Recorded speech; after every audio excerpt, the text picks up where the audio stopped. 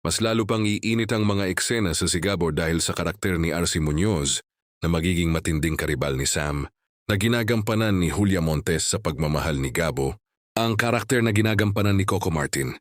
Sa kwento ng serye, magkapatid sina Sam karakter ni Julia Montes at ang karakter ni RC Munoz.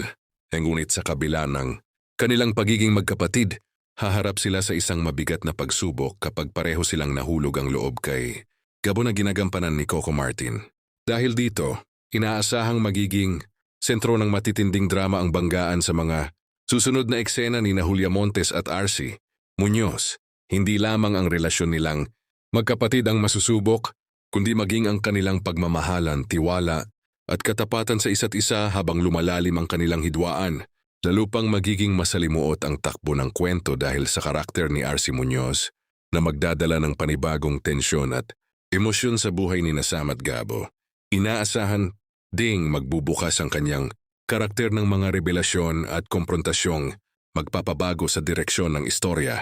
Excited na ang maraming manunood na mapanood ang matitinding eksena ni Coco Martin, Julia Montes at RC Munoz sa isang serye. Dahil kapwa batikang artista ang tatlo, inaasahang magiging puno ng emosyon, tensyon at dekalidad na pagganap ang bawat tagpo. Habang papalapit ang mga susunod na kabanata ng Sigabo, lalo pang tumitindi ang pananabik ng publiko sa magiging takbo ng kwento. Ang malaking tanong ngayon ng mga manonood, sino ang tunay na pipiliin ni Gabo? Si Sam o ang karakter ni RC Munoz na unti-unting gugulo sa kanilang mundo?